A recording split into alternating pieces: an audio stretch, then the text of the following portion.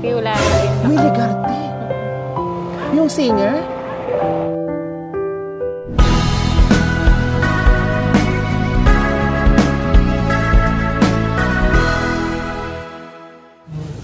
Magandang hapon po mga kabayan. Kung naalala nyo po kahapon na i-vlog natin yung kapatid ni Willie Garty po mga kabayan na si Nanay Nisa. So ayan po mga kabayan, kilala naman po natin si Willie Garty po mga kabayan, isang bantog na mga awit po mga kabayan na isang bulag po, no? Hindi po palahad lang yung ating kapansanan para sumikat mga kabayan dahil lingit sa ating kaalaman mga kabayan na talagang napakagaling kumanta ni Willie Garty po at maraming pinasikat na kanta po mga kabayan. Isang year 1990 po mga kabayan, sumikat si Willie Garty, lalong-lalo na yung pinasikat niya na Bawal na Gamot po mga kabayan. Isa po yun sa mga kanta niya na hindi po talaga natin makakalimutan, no? Kailan po namatay siya noong 1998 mga kabayan dahil nasagasaan ito, no? At ito nga sa ating pag-iikot dito sa probinsya ng Pangasinan mga kabayan, na isa pala sa half sister ni Willie Garty na si Nanay Nisa ay dito po nakatira, at nakita po natin kahapon ay namingwit po ito mga kabayan. Sino po yung nakarili sa mga kanta na pinasikat ni Willie Garty po mga kabayan? Ngayon, kahilingan ni Nanay Nisa na mabisita yung kanyang bahay. Kaya kinabukasan, ngayon, no, ay puntahan po natin at silipin natin muli si Nanay Nisa kung nandyan ba sa bahay niya or bumalik doon sa bukid para mamingwit. May mahuling isda, may pangbinta or pang-ulam niya. Kasi sabi niya, minsan ay pag marami, binibenta niya. Pero pag kunti lang, pang-ulam na lang niya. Kaya tara mga kabayan, samahan niyo po kami sa bahay ni Nanay Nisa. Ito pa? Ito yung sumasagot. Magtanong ka muna, hindi. Sa gilid. Ay, ito nga. Hello po. Magandang hapon. Kayo po ba si Nanay Nisa? Ayun. Pwede po kaming pumasyal dyan sa bahay nyo? Pasensya na kayo. So ayan po mga kabayan, nandito na tayo muli sa bahay ni Nanay Nisa. Ayan, kumusta po Nanay Nisa? Kaya nga hindi ko nakakalimutan yung kahapon na nangyari sa akin doon. Nakahiga ako dyan, iyak ako nang iyak. Salamat Panginoong kaso. Nabigla nga ako. Nabigla po kay kahapon. No? Magbabanwit sana ako kumapunta pang, sabi ko. Pinagbibigyan ko mga anak ko. Oh. Pinag-anuhan ko sila. Oh, marami kayong pang gamit dito sa pamimingwit to. Gumawa nga ako diba? ngayon. Ang dami. Bakit gumawa kayo, tapos babalik po kayo doon? Oh. Nagkumuha akong tapang kanina. Kumuha po kayo. Okay, sige. So, ayan po mga kabayan, kahilingan ni Nanay Nisa na mabisita natin siya sa bahay niya. Nandito na tayo ngayon. Ito yung kapatid ni Willie Garty na isang sikat na mga awit mga kabayan. No? At may tanong ko lang po Nanay Nis. Anong taon po kayo at anong taon din si Willie Garty nung namatay yung mga magulang nyo, yung tatay nyo? Ano lang ako nung grade 2 lang ako. Grade 2. So maaga kayo nawalan ng magulang. Pero tatay. Pero sino yung tatay o sino yung tatay na kasama ni Willie? Stepfather po niya yon? Diba? Stepfather niya yun. Kasi ang tunay niyang ama, yung ama ko. Ayun. May nagtanong po kasi mga kabayan, paano nangyari kasama ni Willie Garty yung kanyang tatay? So, yung tatay na kasama ni bali, hindi yun ang tunay Willie, hindi ama. po yun niya tunay na ama. Stepfather po niya yun. Kasi nga, si Willie Garty ay anak ng tatay nila, no? At siguro, nagkaroon na rin ng pamilya yung nanay, na biological nanay ni Willie Garty, nagkaroon ng asawa, kaya yun, naging stepfather niya. So, ayan po, stepfather po niya yung kasama ni Willie Garty. Kasi may nagsabi, may kasama niya yung tatay niya pag kumakanta. No, hindi po, stepfather po niya yun. Samahan nyo kami sa kanyang munting kubo. Ay, pasensya na kayo. Ay, may tuta. Yun ang katabi ko. Yan ang katabi ni nanay. Ang katabi ni nanay dito ay yung Saka yung pusa kung ano. tuta niya at saka pusa. bibihira lang ako makakita na yung pusa at saka tuta, no, pusa at saka aso ay Pasensya magkasundo. na ho kayo, so ano. Madalas talaga magkaaway yung dalawa, pero bibihira lang ako talaga makakita na minsan nagsusweet-sweetan pa sila. Oo, No, naglalambing-lambingan, silang naglalaro silang dalawa. Napulot ko lang yan, naawa ako, tinapon. Oh, saan niyo po napulot? Nangunguha ko ng ano doon, yung tapang. Iyak ng iyak, kinuha ko siya. Sabi ko, kawawa ka naman, bakit ka tinapon? Dinala ko siya dito, yun. Malaki na. Wow. Nung nadaanan lang pala, inadapt lang ni nanay kasi nga tinapon, no? Tinapon, awa At ako. Ayoko ayan nga, ay kinuha ni nanay at malaki na. So, ayun nanay Nes, no? May mga katanungan din yung mga viewers natin. So, sabi ko, tara, pasyalan natin. Kahapon lang tayo nagkita, Nanay Nes, no? So, pinasyalan namin kayo. At, sabi nyo kasi sa akin, pasyal kayo sa bahay para naman makita nyo na ba. Kailan kahapon, may oras kami na tinatarget na kailangan namin mapuntahan. Ginabi na nga po kami kasi dumaan kami sa inyo, no? Dahil pumunta kami ng Alaminos, pumunta pa kami ng Anda, so napakalayo. Kaya sabi ko, sige, schedule na natin si Nanay Nes, balik na lang tayo kinabukasan, bisitahin natin. O bakit naiiyak naman po kayo? Kasi nabigla ako yung, sabi ko, Ama, salamat, nakapagpahinga ako, may nagbigay sa akin. Sabi ko, ito nga, na pumasok ako sa Iglesia ng Cristo, pinapatapon niya. Sabi ko, hindi pwede, ayaw ko, hindi ko kaya, basta yan ang kasama ko dito. Iglesia ni Cristo na po kayo? Hindi, umalis ako. Dahil, hindi pinapatapon nila yun. Katoliko kaya. po kayo dati, tama. Oo, Katoliko. namulatan ko talagang katoliko. Opo, tapos pumasok kayo sa iglesia. Kinukuha nila ako, sumama-sama ako. Tapos, Ilang taon po kayo na sumasama-sama sa iglesia? Ito lang ngayon. Ito lang bago. Ito lang, tapos nakita nila yan, pinapatapon. Ay, hindi ko kaya. Sabi ko, hindi ko kaya yan. Ilayo sa buhay ko. Kumpara sa parang retrato ba, halimbawa. Oo. Ibig nyo sabihin, yung paniniwala nyo ay nasa itaas. Basta number 1 Opo. sa itaas. Yung mga yan, parang litrato natin, pag namatay tayo, parang titinang-tingnan na lang. Parang ganon. Oo, parang souvenir lang ba, yung mga kaparang. Halimbawa, yung mga magulang natin na namatay na, no, na mayroong picture, parang yun na lang yung alaala. Parang ganon po ang ibig nyo sabihin. Ngayon, pinapatapon at ayaw nyo. So, hindi na kayo natuloy doon sa pagiging iglesia. Tumigil na kayo kasi nga, pinapaalis sa akin. Pwede kayo mag-continue doon, pero itapon mo na kailangan yung reboto na yan. Pinapaalis nila dito. Pinapaalis nila. Yan lang ang kasama ko. Ayaw ko. Yan lang kasama ko sa bahay. Nung sinabi niyo pong ayaw niyo, anong sabi nila? Wala, hindi naman. Okay lang yan. Basta number 1 sa puso ko, si Lord. Tama. Opo. Yun ang importante. Wag lang ako gagawa ng masama. Basta maghanap buhay ako. At importante, respeto ng bawat isa. Yun yung importante, respeto ng bawat isa. Yan ang kailangan ko. So, kumusta naman kayo? Anong ginawa mo yung buong maghapon? Nagpahinga ako, kumuha ko tapang kanina, gumawa ako banwit, naiwan ko banwit ko dito. Yung libangan ko. Yung nakuha nyo po kahapon na isda, kumusta? Niluto nyo na? Anong ginawa? Pinaksin nyo. Tapos yung ninulam namin kasi walang mga ulam to ito, mga ito. Wow, hindi lang pala. Kaya pala nagsisipag si Nanay Nes kasi hindi lang naman para pang ulam niya. No. Meron din siya mga anak dito, 2, isang pusa at isang aso, no? Pag mayroon siyang nahuhuling isda o hindi na siya kakain, makakakain yung aso niya, makakakain yung pusa niya. O di ba?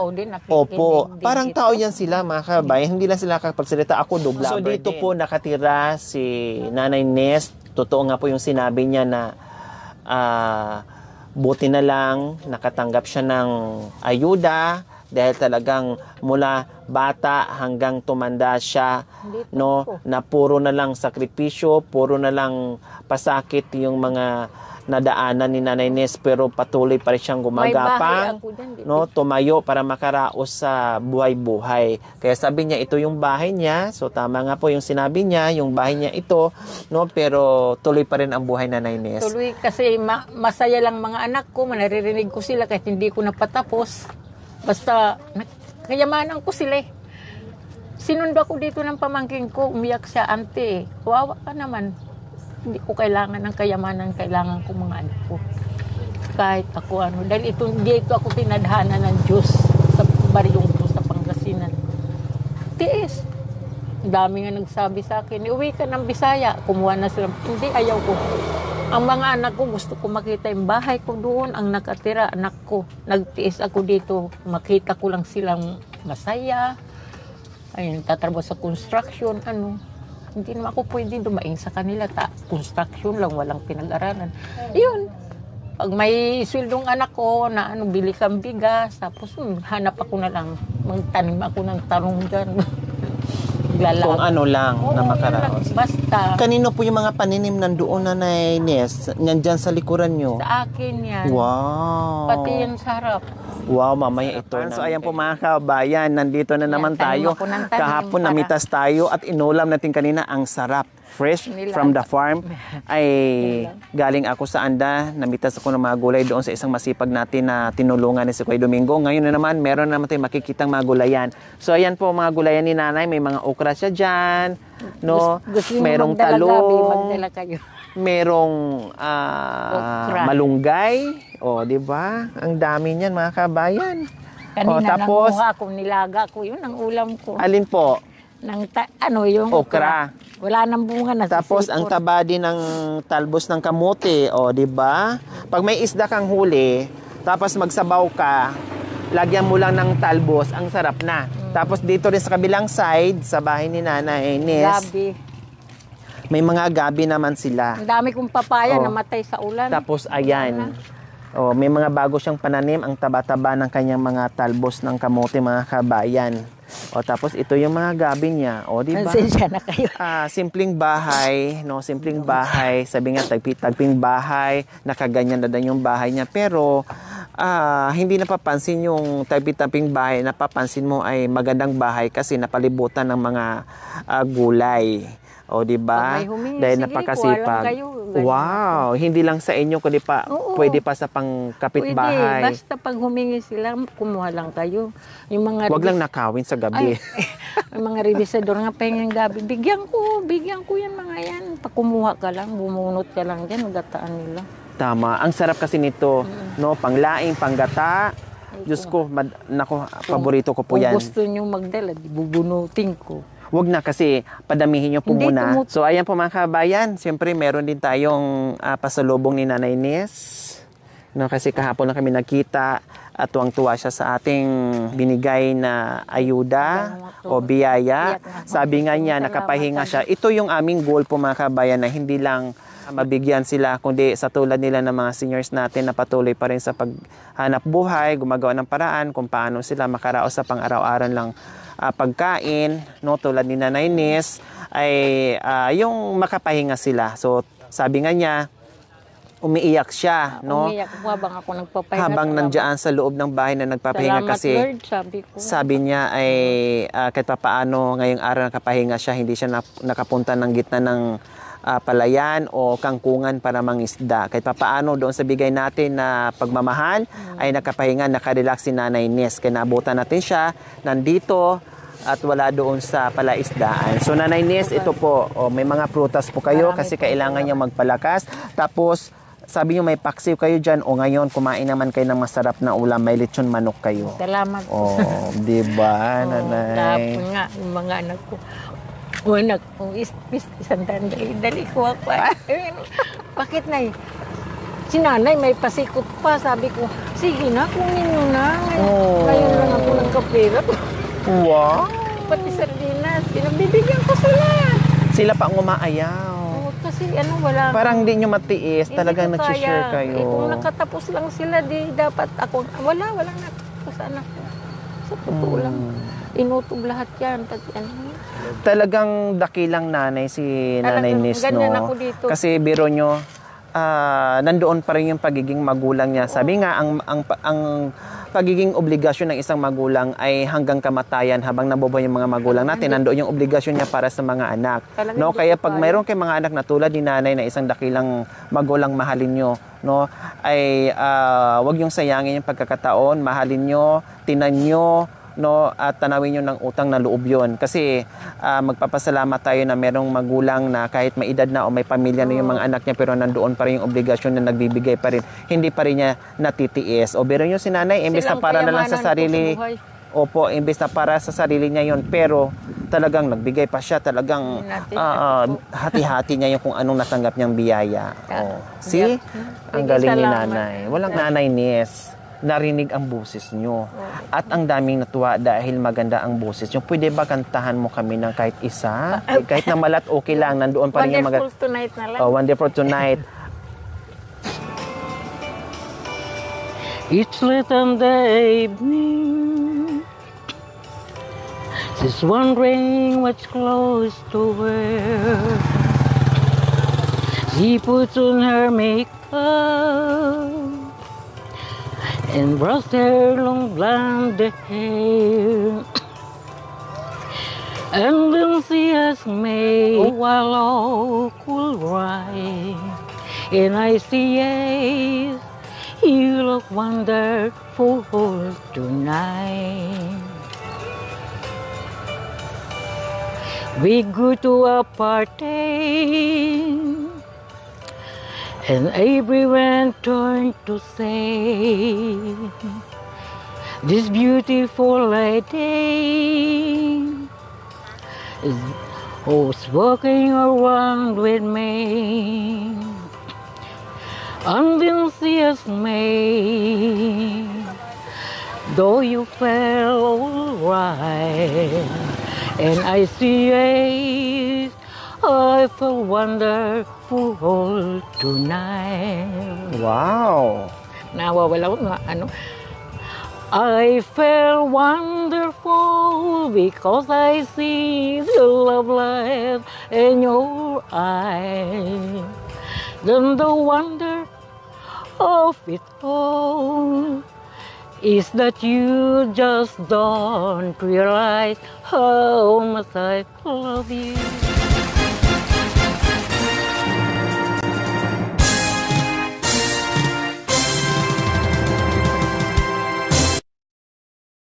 Oh, yan. Mukhang biglang nabuhay si Willie, Para kung no? ano, kasi yung pag-iyak boses niya is nandoon pa rin. Tama yung sinabi nyo para kung na namamalat magkapitit talaga siya. sila kasi Yung kaiyak magaling po. kumanta. Oh, ganun lang talaga, nanay. No, ipagdasalan natin Mula kahapon, natin hindi siya ko nawa makakalimutan ay na. sumalangit yung kayang kaluluwa. No, gabayan niya yung kayang pamilya, kasama na kayo doon. Okay, sige, hindi na kami magtataga, Nanay Nes. And syempre, ito, nakita ko mayroon kayong pusa at aso, pambili nyo ng ulam. O doon sa mga pusa at aso. Maraming At sa inyo, salamat. kasama na rin sa inyo. Salamat Ha? po. Okay. Walang anuman po, Nanay Nes. Okay, sige, bye-bye po, Nanay Nes. Baka mamaya pag nakadaan kami uli, kasi lagi kaming dumadaan dyan, pag namingwit kayo, madaanan namin kayo. Magkukintuhan tayo uli. Salamat. Okay, sige. Apo ko. Hi, ang cute naman. Payusog. Oh, isama si baby girl. Oh, dali. Ayan. Oh. Ang cute. Masaya lang mga naman sa amin.